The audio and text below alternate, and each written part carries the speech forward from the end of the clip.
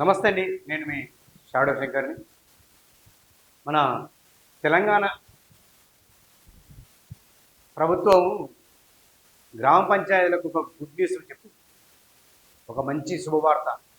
ఎందుకంటే వాళ్ళకి ఎలక్షన్లు అయ్యి 7 నెలలు దాటిపోయినా కానీ వాళ్ళకు రాష్ట్రం నుంచి ఒక రూపాయి కూడా నిధులు రాలేక చాలా అవస్థ చేసినారు. వాళ్ళ గ్రామంలో ప్రజలకు ఎలాంటి సమాధానం చెప్పాలని ఓన్లీ కేంద్ర ప్రభుత్వం నుంచి వచ్చిన నిధులతోనే ఈ 6 నెలలు గడిచినాయి. ఏది ఎత్తైనా సరే పర్లేదు, ఎంతకైనా పర్లేదు, కానీ మొత్తం మీద ఒక గ్రామ పంచాయతీకి ఒక శుభవార్త చెప్పింది అనుకున్నాం. గ్రామ పంచాయతీలకు ఆర్థిక స్వయం ప్రతిపత్తి. Question mark. పంచాయతీరాజ్ చట్టంలోని సెక్షన్ 70(3)కు సవరణ. పంచాయతీ బ్యాంక్ ఖాతాల్లోకి నేరుగా నిధులు.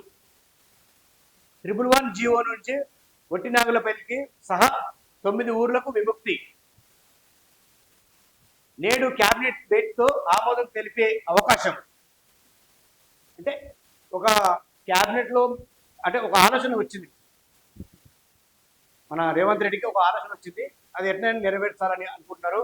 అయితే దీని ఈ ప్రతిపాదన అంటే వీళ్ళు అనుకున్న ఏది ప్రతిపాదనలో ఈరోజు ఆమోదం తెలుపుతారట. అంటే బడ్జెట్ ఎంత ఉంది, ఎంత కేటాయించాలి, గ్రామ పంచాయతీలకు ఎట్లా పంపించాలి, గతంలో ఎలా చేశారు, మనం కొత్తగా చేయాలి. ఎందుకంటే ఇప్పుడు వీళ్ళు వచ్చిన తర్వాత ఫస్ట్ నిధులు అన్నట్టు తెలంగాణ ప్రభుత్వం, కాంగ్రెస్ ప్రభుత్వం ఏర్పడ్డాక ఫస్ట్ నిధులు కాబట్టి కొంచెం వాళ్ళకు ఆచితూచి వేసుకోవాలి. ఎందుకంటే వాళ్ళకి తెలియదు కదా గ్రామ పంచాయతీ నిధులు ఇచ్చేది ఎట్లా ఇవ్వాలి, ఎంత తెలియకపోయినా. దీనికి మళ్ళీ దీనికి న్యూస్కు ఇచ్చి మనం రేపు ఇంకోటి చెప్తారని అంటే నేటి క్యాబినెట్లో, అంటే ఈరోజు క్యాబినెట్ జరుగుతుంది కదా, క్యాబినెట్లో ఆమోదం తెలిపే అవకాశం. అదే గ్రామ పంచాయతీల ఆర్థిక స్వయం ప్రతిపత్తిని బలోపేతం చేస్తూ పల్లె ఆర్థిక స్వేచ్ఛకు పెద్దపీట వేసేందుకు రాష్ట్ర ప్రభుత్వం కీలక నిర్ణయం తీసుకుంది. తెలంగాణ పంచాయతీరాజ్ చట్టం 2018లోని సెక్షన్ 70(3)కి సవరణ చేయనుంది. దీనికి సంబంధించిన ఫైల్ను పంచాయతీరాజ్ శాఖ ఇప్పటికీ సిద్ధం చేసింది. శుక్రవారం మధ్యాహ్నం సచివాలయంలో సీఎం రేవంత్ రెడ్డి అధ్యక్షతన జరిగే కేబినెట్ సమావేశంలో ఈ చట్టం సవరణకు ఆమోదం లభించే అవకాశం ఉందని సమాచారం. ప్రస్తుతం తెలంగాణ రాష్ట్ర పంచాయతీ రాజ్ చట్టం 2018లోని సెక్షన్ 70(3) ప్రకారం గ్రామ పంచాయతీలకు వచ్చే అన్ని నిధులు సమీప ప్రభుత్వ ట్రెజరీలోని జమ చేయాల్సిన ఉంటుంది. ఈ నిధుల వలన పంచాయతీలకు తమ సొంత ఆదాయాన్ని అవసరమైన సమయంలో వినియోగించుకోవడంలో ఇబ్బందులు ఎదుర్కొంటున్నాయి. దీంతో సాధనిక సంస్థల ఆర్థిక స్వయం ప్రతిపత్తిపై ప్రతికూల ప్రభావం పడుతుందని గుర్తించి ప్రభుత్వం చట్టం సవరణకు సిద్ధమైంది. గత ప్రభుత్వం హయాంలో గ్రామ పంచాయతీలకు సొంత ఆదాయంపై విధించిన పరిమితులను తొలగించి పాత విధానాన్ని పునరుద్ధరించాలని నిర్ణయించింది.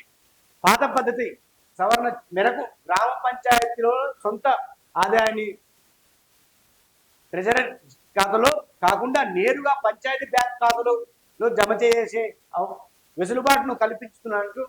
ఈ మార్పుతో పంచాయతీలు సొంత ఆదాయాన్ని స్థానిక అవసరాలకు అనుగుణంగా వేగంగా వినియోగించుకునే అవకాశం.